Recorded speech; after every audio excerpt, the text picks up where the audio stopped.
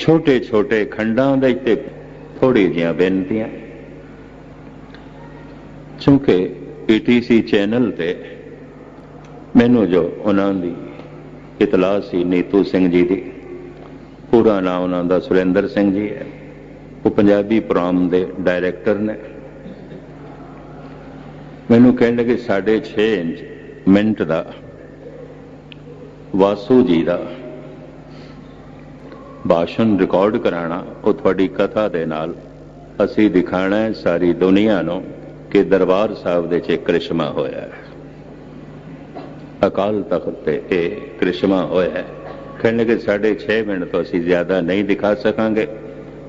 उस दिन चूंकि इन्होंने घंटा बोलिया सी, वो फिर रील उन्होंने रख दी है, ये नहीं दिखा सकांगे।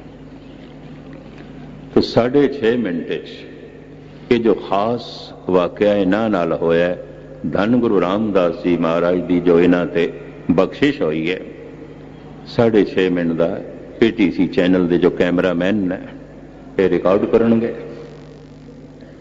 ये सारा प्रोग्राम इन्हां दा बोलिया होया पीटीसी चैनल तो जो गालबन 186 देशों के ये सारा प्रोग्राम जाता है। दुनिया देखेगी कि दरबार साहब दे अज भी जागदी जोत दे करिश्मे मौजूद ने,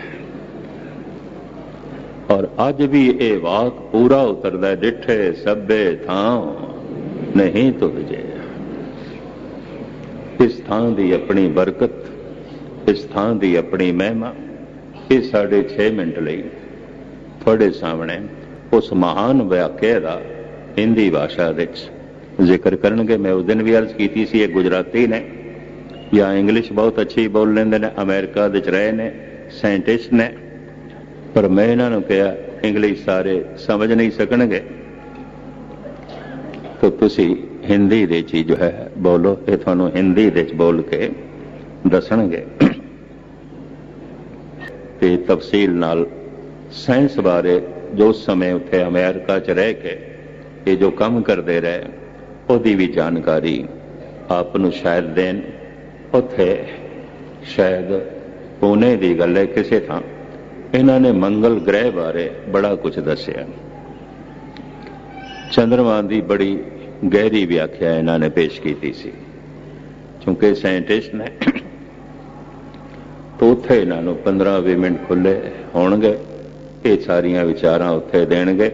हुण इन्हां कोल दरबार साहब अकाल तख्त दे कोल जो कमरा है जिथे अखंड पाठ इन्होंने रखाया सी, उत्थे जो करिश्मा होया है उहदे बारे आपनू जानकारी देणगे।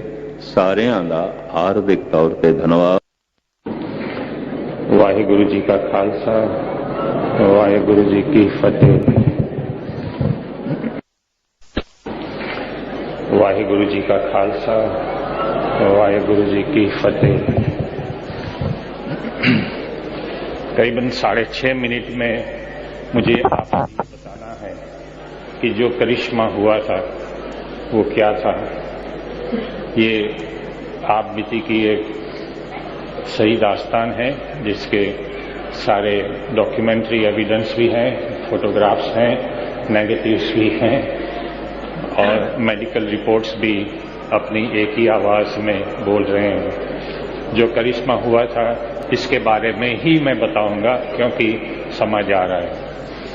वो दिन था May 5, 2002।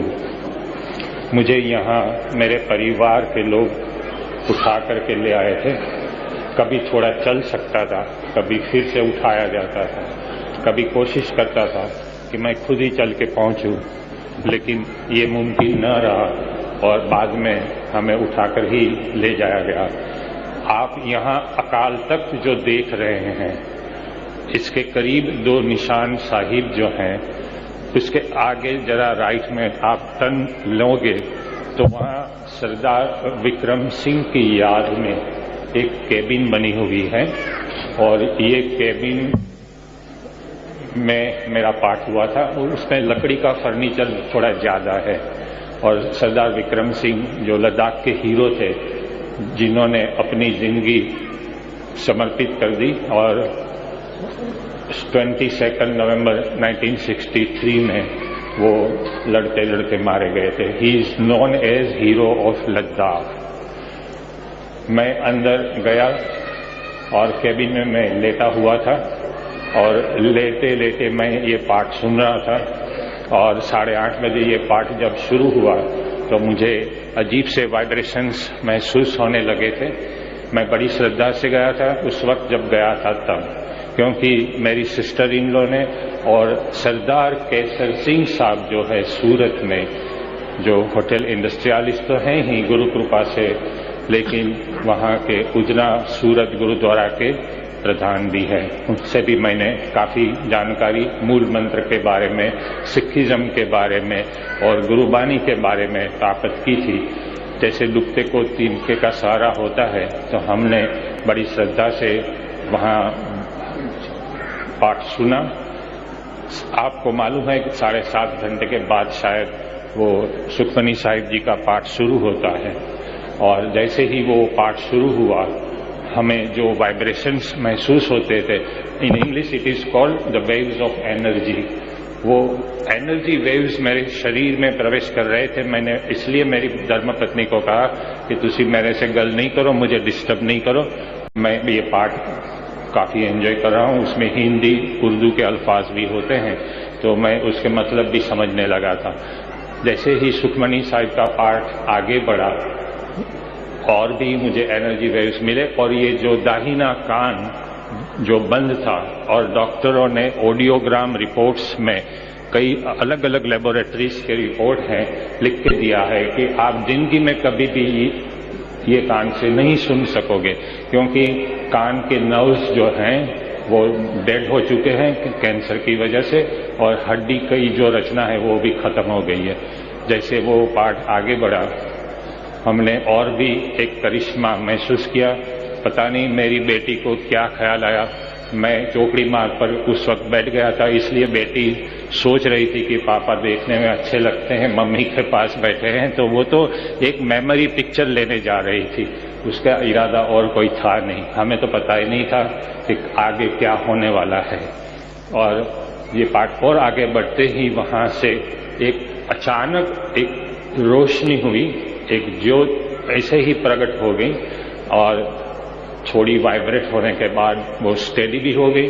फिर वो मेरे पास आने लगी, जिसके फोटोग्राफ हैं, नेगेटिव हैं, और मेरे शरीर में ये उंगली पर प्रवेश कर गई, यहाँ से उसके 2 हिस्से हुए थे और आगे बढ़ते बढ़ते ये शरीर में ऊपर कुछ waves of energy are entering my body. ये बिल्कुल पर्सनल प्राइवेट स्पिरिचुअल एक्सपीरियंस होता है, आपको भी अलग सा होगा, यही नहीं कि यही हो, लेकिन ये जब एनर्जी वेव आगे बढ़ते गए, ये कान जो था जो 5 साल से बंद था, डॉक्टर कहते थे आपने कभी नहीं सुन पाओगे, वो सुखमनी साहिब का पाठ सुनते सुनते ये कान खुल गया।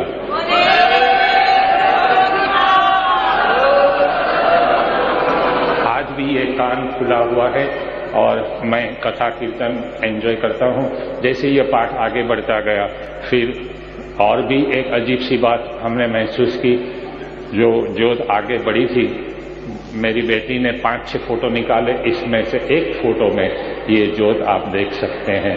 आगे ये सरदर्द मुझे रहता था, यहाँ जो कैंसर का ट्यूमर है वो आज भी बना हुआ है, लेकिन अभी वो कैंसर का नहीं है, सिर्फ ट्यूमर है। जैसे ये मोल होता है वो भी एक ट्यूमर है, जिसको अंग्रेजी में बिनाइन ट्यूमर कहते हैं। कैंसर का ट्यूमर हो उसे मैलिग्नेंट ट्यूमर कहते हैं। तो अखंड पाठ के पहले के रिपोर्ट कहते हैं कि मैं कैंसर से खत्म हो जाऊंगा, अखंड पाठ के बाद के रिपोर्ट कहते हैं कहीं शरीर में कैंसर है नहीं।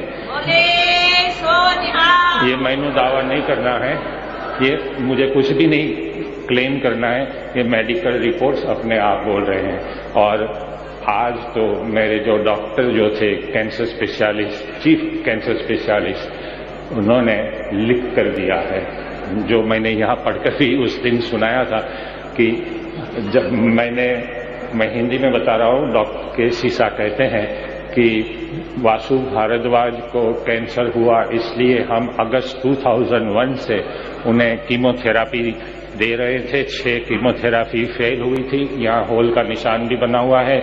लेकिन जब से वो हरमिंदर साहब से वापस आए हैं। हम तो यहाँ स्टेम सेल ट्रांसप्लांट की तैयारी करते थे, लेकिन जब से वो हरमिंदर साहब जाकर का अखंड पाठ अरदास करके वापस आए हैं, तब से उनके शरीर में हमने जहां जहां खोज चलाई, हमें कहीं भी कैंसर देखने को नहीं मिला।